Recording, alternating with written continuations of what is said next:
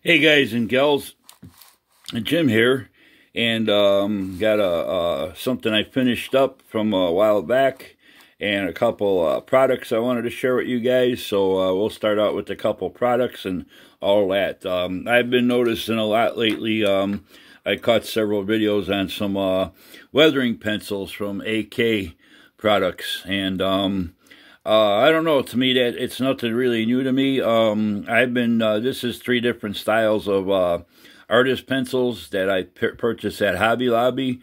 The white one's actually a chalk and all that. The other 2 are artist pencils.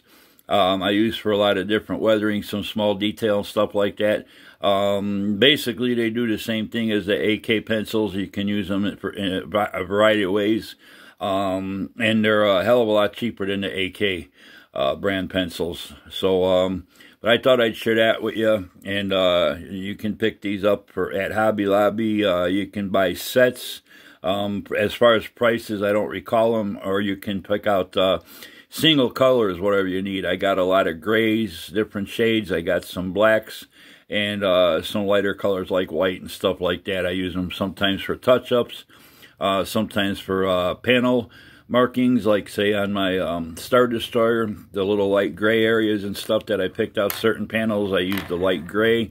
They've got a variety of color, hundreds of colors and stuff, and they're real nice. They're inexpensive, and they come in handy for a lot of different things, building models. Second thing, through the years, I've gone through a lot of sets of sprue cutters and all that. Some of them not that expensive, some are very expensive. I was in Menards not too long ago, and I was going through looking for something, and I happened to pass through their tool aisle, and I found these. It's their home brand tool shop. They're called Micro Flush Cutters. $1.99, $2 you could say. They're made out of heat-treated carbon steel. They are very sharp. I'll tell you the truth, these work better than a lot of more expensive ones sold through the hobby sites and stuff like that. But I did end up cutting my finger. They're like razor sharp.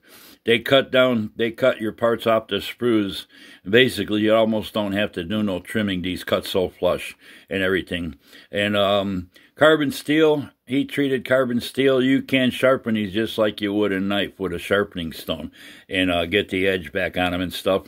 And I love them. I went and picked up a couple more pairs just because of the cheapness they are and stuff. And they come with the little protective cover for them, so they don't get nicked up when you're not using them, or if you bang them against something. But yeah, I thought I'd share that with you too. So anyway, as you guys all recall, a while back in July, I was doing my AMT Man in Space set with the 5 rockets. It's a 1/200 scale set, and I was building them as I was going through for a tribute to the Apollo 11 moon landing, and did a couple little dioramas with some extra parts I had for the service and command module, and that made a couple little diorama scenes and everything. I showed you the 5 rockets completed. I haven't put them on a base, but I did go through and I'd show you. I ordered the Hasegawa 1/200 Space Shuttle with the booster stack to go with them, and that way I got the whole set of, you know, the Man in Space, history of Man in Space, all on the same scale to display together on the same display and everything. But I finally finished her up. I had the booster rockets set up, and as I talked about in the video back then, I used on the solid fuel tank, I used the apple barrel, the 50 cents a bottle at Walmart. Paints on those over the primer. Had no problems with the paint. I thinned them out with regular isopropyl alcohol, the stuff that I've been using with my Tamiya acrylics and all that. So I had no problem. Turned out real well. I kind of, you know, mixed my own color to get close to the color of the external tank as I could and everything. On these solid rocket fuel boosters, in between you see a lot of daylight. Originally, the way the kit came, these are just 2 halves. They're not separate tanks or nothing like that. But there was a real long connecting piece in there. I cut all that out, filed it all smooth and everything, and got rid of a lot of that. So it's only got a couple little connecting points at the top and bottom. So as far as the base went, it's a pretty accurate depiction as far as the style of the launch pad.